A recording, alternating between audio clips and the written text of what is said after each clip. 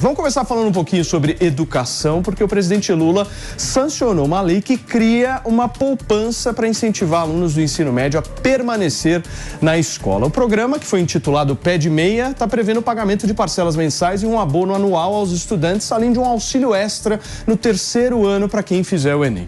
Valor ainda que não foi definido, viu, gente? O objetivo é garantir a permanência dos estudantes na escola até que eles completem o ensino médio. Vão ser priorizados alunos cuja renda familiar per capita mensal seja igual ou menor a R$218. Maninho, começa você essa. Me fala se esse negócio é bom ou não. Bom dia, Paulinho. Esse programa é bom. Em primeiro lugar, ele ataca um problema real, que é a evasão escolar, ou seja, o abandono da sala de aula ao longo do ensino médio, que é um fenômeno que gera um prejuízo enorme para o país. Primeiro, individualmente, para a vida de cada jovem que abandona a sala de aula, mas também para a economia como um todo. O professor Ricardo Paes de Barros, a professora Laura Miller Machado, do INSPER, tem um estudo que mostra que o efeito para o PIB do país é de mais de 214 bilhões de reais por ano de prejuízo causado pela perda de produtividade desses estudantes que deixam de concluir o ensino médio e, portanto, se tornam profissionais menos produtivos no mercado de trabalho. Ou seja, é um gargalo fundamental para a economia do país. E a gente sabe que, do ponto de vista econômico, produtividade é o assunto mais importante de todos os outros. Da produtividade é que vem ganho de renda, da produtividade é que vem crescimento econômico. Então, atacar esse problema da evasão é fundamental. E, nesse sentido, o programa consegue conciliar os incentivos para o estudante de uma forma muito interessante, que é dando um dinheiro imediato para garantir a permanência, porque muitos dos jovens com esse perfil de renda per capita até 200 e poucos reais, acaba saindo da escola muitas vezes para complementar a renda da família. Então, você dá um valor que ajuda a permanência e você também ajuda o jovem a construir uma poupança para dar uma perspectiva de futuro, para que ele comece a imaginar o que vai fazer ao se formar. Muitas vezes podem abrir um negócio, claro que alguns vão acabar usando dinheiro de forma não tão inteligente, mas de toda forma o importante é que você cria um incentivo para que o jovem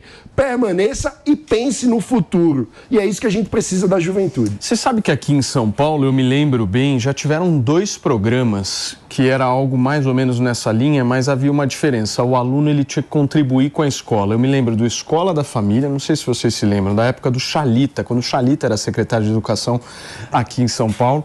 E também o aluno empreendedor, que era o seguinte, o cara estudava de manhã e aí tinham, 10 vagas, 15 vagas por escola para fazer várias outras ações de serviço e o cara trabalhava na própria escola e recebia uma remuneração para isso. Ou seja, ele tinha que estudar e ao mesmo tempo que trabalhar e não saía daquele ambiente. Isso deu muito certo aqui. Em Minas, na época do Aécio Neves, governador, houve o Poupança Jovem, que tinha esse objetivo também, visando o ensino médio. E de forma geral, o Bolsa Escola nasceu um pouco com esse conceito, só que mais focado no ensino básico e não no ensino médio. Agora, no caso do Escola da Família, eu me lembro que o aluno, ele tinha que trabalhar os finais de semana nas escolas, porque as escolas eram abertas aos finais de semana, e os caras tinham que ir para a escola para ajudar nas atividades com a comunidade e tal, e aí, em troca, eles recebiam o valor integral ali da Bolsa de Estudos. Então, eles conseguiam pagar, entre aspas, a faculdade deles. Como é que você viu essa ação, Renato Batista? Boa medida, Paulo Matias, bom dia a todos. Acho que o Mano Ferreira já matou a questão aqui. É um bom projeto para evitar a evasão escolar e para garantir que o estudante esteja onde ele tem que estar, que é dentro da sala de aula. E a gente sabe que muitas vezes o estudante que não tem renda o suficiente acaba saindo da escola para se dedicar a outras atividades, para trabalhar, para tentar ganhar a vida. E acho que é importante esse projeto, que me parece um projeto bastante liberal, Mano Ferreira, de transferência de recurso diretamente na mão do indivíduo. Se a gente seguir a trilha do DNA desse projeto, podemos dizer que é liberal, sim. A proposta... Bolsa Família é liberal. Exato. E essa proposta foi formulada pelo professor Ricardo Paes de Barros, A Helena Landau, que coordenou o programa da Simone Tebet, levou essa ideia para o programa de governo da Simone Tebet, e no momento em que a Simone foi anunciar o apoio para o Lula, ela colocou algumas condicionantes. Entre outros, estava a adoção desse programa, que foi um dos programas que mais repercutiu quando a Simone anunciou na campanha. Ou seja, há claramente uma influência liberal na construção desse programa. E foi um projeto que foi aprovado pelo Congresso Nacional, é importante lembrar disso, e agora sancionado pelo governo. E que foi, Pepe? Tudo que a esquerda faz de bom, o Mano aprova porque diz que é liberal. É impressionante esse aspecto. Tudo que o PT faz de bom, tudo que o governo de esquerda faz de bom, o Mano... Boas ideias liberais acabam sendo implementadas à esquerda e à direita. Nessas horas... O que mostra claramente é a presença do Estado na política pública. Isso que mostra claramente que contraria a lógica liberal por si só. De forma alguma. E eu concordo com o que foi falado aqui na essência, né? A evasão escolar é um problema no Brasil. Tem um estudo do INSPER que fala que o Brasil perde por ano 215 bilhões de reais com evasão escolar. Está citando Ricardo Paes de Barros. 215 bilhões de reais com evasão escolar. E esse projeto, por exemplo, com a Bolsa Ensino Médio, o valor vai ser muito menor do que o custo que o Brasil pede com a evasão escolar de mais de 200 bilhões de reais. E é uma medida boa, porque além de deixar o jovem na escola, permitir que ele não precise sair da escola para complementar a renda da família, tem um ponto que o Mano colocou, que eu queria trazer um novo ângulo, né? Quando você dá educação para essas pessoas, você emancipa essas pessoas também. Porque é só com a educação que você faz cidadãos melhores.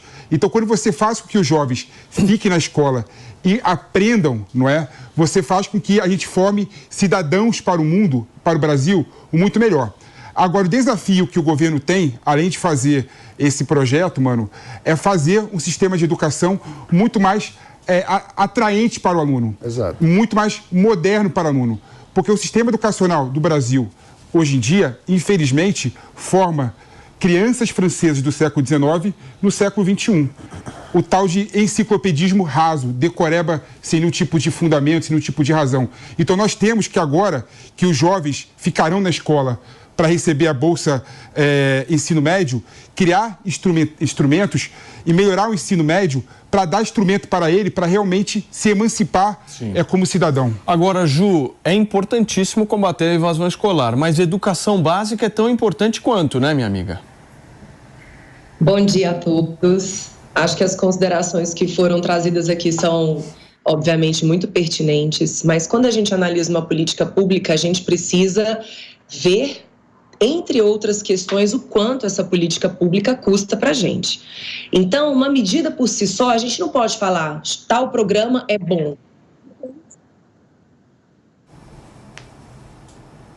Teve algum problema de A gente áudio. teve um pequeno problema ali com a Ju Lucia, não sei o que aconteceu, acho que ela perdeu a conexão. Você está me ouvindo, Ju? Acho que não. Olha, daqui a pouquinho a gente volta nessa discussão, mas eu queria muito trazer um vídeo aqui, não sei se já está no ponto aí, Fernandinha, para a gente poder repercutir, que está viralizado na internet, já passou de 1 milhão de visualização, que são torcidas de atléticas no meio de um campeonato ali das faculdades de medicina se degladiando. De um lado, a Universidade Federal. Do outro lado, a Universidade Pública. E os caras da Universidade Privada.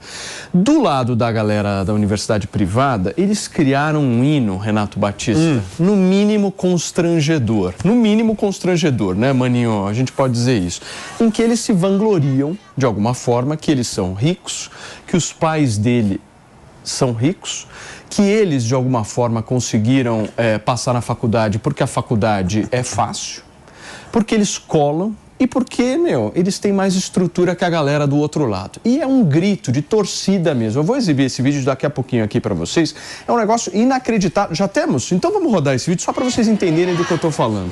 Dá uma olhada aí, ó. De um lado, a gente tem a torcida da Universidade Federal. Do outro lado, a gente tem a torcida da Universidade Particular no meio do intermédio, que é esse campeonato que rola todos os anos ali entre as faculdades de medicina, e aí os alunos vão lá, participam, quase não tem festa, aquelas coisas, né? Rodas liberais não existem nesse local, né, Renato Batista? Pois bem, aí o que acontece? Esses gritos, ó, para você que não está ouvindo esse áudio, Vou pedir para colocar de novo aqui do início, ó. Eles começam dizendo, ó, meu pai é rico, o seu também. A diferença é o QI que a gente tem. Olha isso. E eles seguem, ó. Explode o seu cartão na maior mensalidade. Eles seguem com os gritos. É lindo ver o seu pai pagando a minha faculdade. Essa publicação que a gente está trazendo para você já alcançou mais de 2 milhões de views. E assim, são gritos que eu fico pensando o seguinte, meu Deus do céu, essas pessoas vão virar médicas, certo? Você vai se tratar com algum deles, Mano Ferreira? Só para entender, assim. Olha, no fim das contas, a gente vai, provavelmente. No final das contas, a gente vai? Porque a gente não deve nem saber a procedência em que campeonato o médico participou no tempo da juventude. Mas, infelizmente, isso reflete a cultura dos universitários hoje no Brasil. De fato, isso aí não é exatamente surpreendente para quem acompanha esses campeonatos entre faculdades, né? Esse tipo de canto provocativo é comum, né? Meu pai é rico, o seu também. A diferença é o QI que a gente tem, Renato. E também se vangloriam de que toda a sociedade, de certa maneira, é obrigada a pagar e a financiar os estudos dessa turma, mesmo eles, como eles próprios estão dizendo, sendo oriundos de famílias com recursos financeiros. Eu sou bastante contra o politicamente correto, entendo que esses cantos, por mais ridículos e patéticos que sejam, é algo comum, né? Não começou hoje, existe desde sempre, faz parte ali da provocação. Eu só acho realmente de uma babaquice você se vangloriar que você tem recursos financeiros, você vem de uma família rica, seus pais têm dinheiro e você está estudando numa escola pública que é bancada pelas pessoas que são mais pobres e que pagam ICMS para financiar a universidade pública. Agora, não teve aquela história que, inclusive, se eu não me engano, foi uma proposta do deputado Kim Kataguiri, se eu não estou enganado, de fazer com que os alunos que tivessem condições pagassem a universidade pública. Por que isso não avançou? Você discorda dessa medida, ô PP? A discussão, Paulinho, é muito mais profunda do que simplesmente pagar a faculdade, o aluno concorda que pode pagar a faculdade. Com a medida? Não, assim... É mais profundo. Assim, quando você pega, por exemplo, o sistema... Não, quando você pega, por exemplo, as pessoas que defendem que a universidade tem que ser paga, né, as pessoas têm que pagar a universidade, as pessoas que defendem essa medida esquecem que o ensino é somente um tripé da universidade. A universidade, ela se resume a ensino, pesquisa e aprimoramento, né? Extensão, que é o aprimoramento. E farra, como a gente... São os 3 pontos. Então, ou seja, a pesquisa universitária é necessária para se desenvolver o país, né? A universidade é o propulsor, motor do desenvolvimento nacional. Né? Se pega os Estados Unidos, por exemplo, todas as pesquisas que saem de lá tem uma união entre a empresa e a universidade. Mas o que isso tem a ver? Ou seja, o que isso tem a ver? Eu estou esperando. Quando você tira, né, a possibilidade da pessoa fazer universidade gratuita, por exemplo, você tira também o financiamento da pesquisa. Que isso? Não tem nada a ver. Deixa eu continuar. E digo mais uma questão, e tem uma questão que eu falo para você, não é? A universidade pública, por exemplo, tem uma questão que ela gera possibilidade para as pessoas serem médicos, advogados, sejam filósofos, estudem letras, estudem histórias, estudem ciências sociais, por exemplo, que se não for gratuito, por exemplo, as pessoas não vão estudar essas áreas. Não vão para essas áreas. Como assim? Não vão para essas áreas. Deu para ver bastante aí com as pessoas cantando, se vangloriando. Coloca aí no vídeo. Isso é outra questão. Os pais ricos e não pagam a universidade. Essa é outra questão. Essa é a questão que expõe a enorme desigualdade que existe no Brasil e como o Estado brasileiro, através das universidades públicas, inclusive, acaba sendo uma máquina de reprodução de desigualdade, que você faz com que o oriundo de família rica seja custeado às custas do imposto dos pobres, que são aqueles que mais pagam imposto no Brasil, para ter, no fim das contas, um efeito cujo maior ganho é para eles mesmos. Agora, o maior ganho de todos. Uma dúvida. A gente consegue, Ju, afirmar que hoje no Brasil o rico estuda na universidade pública e o pobre na particular? Olha, em alguns cursos, como por exemplo medicina, você mesmo estabelecendo cotas, né, raciais, você observa que aqueles que entraram pelas cotas são negros ricos. Então, em alguns cursos ainda existe uma elite muito clara. Isso, se você chegar no estacionamento das universidades, você vai ver os carros estacionados ali, né? Nitidamente não são pessoas pobres, tampouco de classe média. Mas essa insistência no investimento no ensino superior no Brasil, e eu já falei isso aqui, a gente não tem nada que prove que o investimento no ensino superior está levando o Brasil a desenvolver mais ciência. Pelo contrário, o número de patentes do Brasil está estagnado. Se a gente pegar os estudos que são feitos nas universidades, aquilo que efetivamente virou produto, aquilo que efetivamente foi apropriado pela indústria, é muito pouco. Não é à toa que o Brasil permanece tendo como carro-chefe do seu PIB o agro. A gente consegue evoluir muito pouco nos outros setores, porque a nossa pesquisa é, sim, muito deficitária nas áreas da ciência. Se a gente pegar o investimento da CAPES, do CNPq, é predominantemente nas ciências humanas, o que não leva, por exemplo, ao desenvolvimento de novos produtos. Então, o que a gente observa hoje, de uma forma inconteste, é um esforço da sociedade brasileira em manter um ensino superior que ainda continua privilegiando uma elite, sim, tá?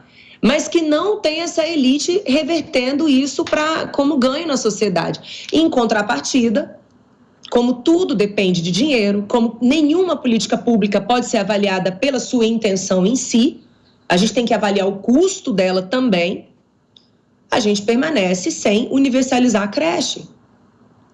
Então, a gente tem que romper paradigmas. Primeiro, ensino superior não é para todos.